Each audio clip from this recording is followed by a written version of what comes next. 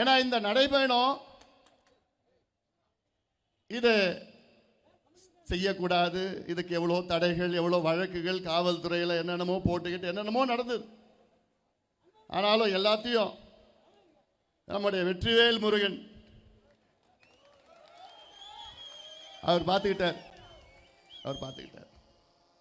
நானும் இங்கே வருவதற்கு முன்பு என்னென்னமோ பேசணும், எப்படி எப்படியோ பேசணும்னு இருந்தேன். ஆனால் நம்முடைய மேடையில் இருக்கிற தலைவர்கள் எல்லாம் அவங்களுடைய நான் இன்னைக்கு இந்த நடைபயணம் மிகப்பெரிய வெற்றி பெற்றிருக்கிறது.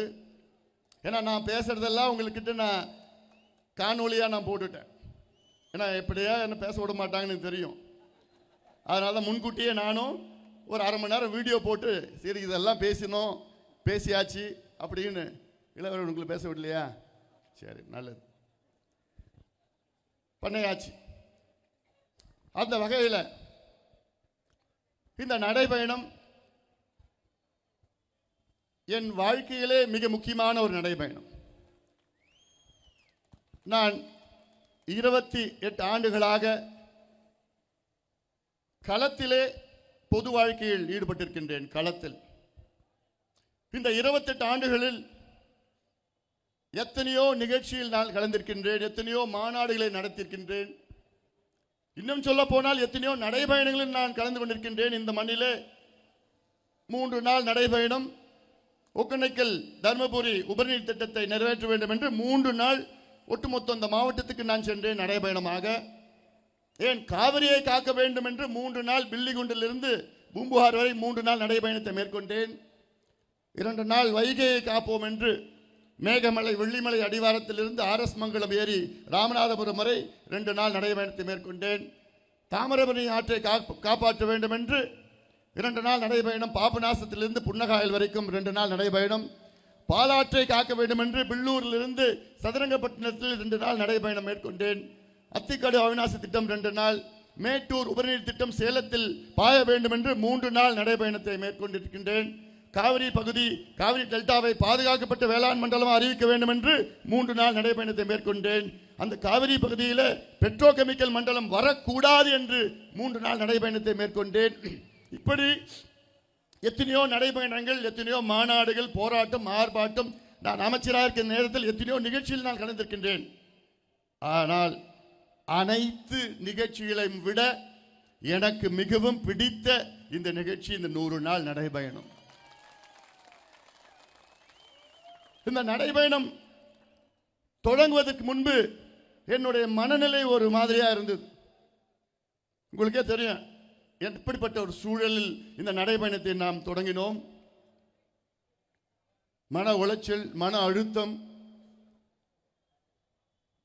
அப்படிப்பட்ட மனநிலையில் தான் இந்த நடைபயணத்தை நான் தொடங்கினேன். நேராக போனேன், திருப்பூர் ஒரு முருகனை பார்த்தேன். முருகா, நீ பார்த்துக்கப்பா, இன்னைக்கு இது 100வது நாள். ஆனா அதுலயும் 108 வருது பாரு.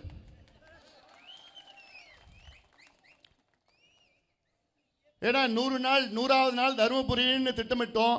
இடையில ஒரு 5 நாள் அரசாங்கம் நம்முடைய நடைபயணத்தை தடை பண்ணிட்டாங்க. அப்படி இப்படி பார்த்தா இப்ப 108வது நாள். இது இன்னொரு 108 இருக்கு. இப்போ அடுத்த 108வது நாள்ல தமிழ்நாட்டை விட்டு திமுக அரசு விரட்டி அடிக்கப்படும். அடுத்த இன்னொரு 108 நாள்ல தமிழ்நாட்டில் தேர்தல் அறிவிக்க இருக்கின்றார்கள். அப்படி இந்த நடைபயணம் மிக முக்கியமான ஒரு பயணம். எனக்கு மட்டுமில்லை, தமிழக மக்களுக்கும் நம்முடைய நிர்வாகிகளுக்கும் இங்கே மேடையில் உள்ள அத்துணை பேருக்கும் என்னுடைய நன்றிகளை நான் சொல்லணும். ஏன்னா இந்த இவர்கள் இல்லை என்றால் இந்த நடைபயணமே இல்லை. அதில் பேர் இப்பதான் நான் படித்தேன். இந்த பட்டியலில் நான் மறுபடியும் படிக்கணும்னு வேண்டாம். பட்டியலில் படித்த பேர் எல்லாமே இந்த நடைபயணத்தில் உணர்வு பூர்வமாக ஒரு முறை தான்.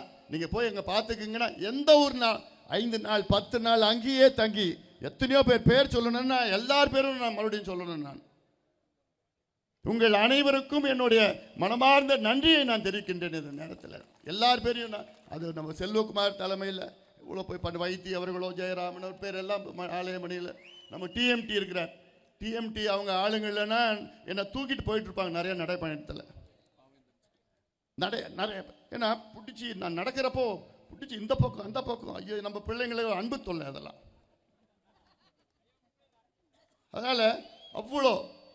இன்னொன்று நான் நன்றி சொல்லணும்னா, நான் பாவேந்தன் அவர்களுக்கு நான் நன்றி சொல்லணும். அன்றாடம் அந்த பகுதியில் உள்ள செய்திகள் தம்பி அருள், பசுமைதா அருளும், பாவேந்தன், நம்ம சித்தராஜும், ஜெயக்குமார்லாம் சொல்லிட்டு இருக்க, கஸ்தூரி எல்லாமே எத்தனையோ பேர், நான் பேர் விட்டு போனேன் தப்பா எடுத்துக்காதீங்க, மறுபடியும் ஆரம்பிக்கணும் நான். அதனால அவங்க அனைவருக்கும் நான் நன்றி தெரிவிக்கின்றேன். ஏன்னா இது மிக சிறந்த ஒரு நடைபயணம், எனக்கு முழு திருப்தி, முழு மகிழ்ச்சி. நான் நிறைய இந்த நடைபயணத்தில் நான் கற்றுக்கிட்டேன்.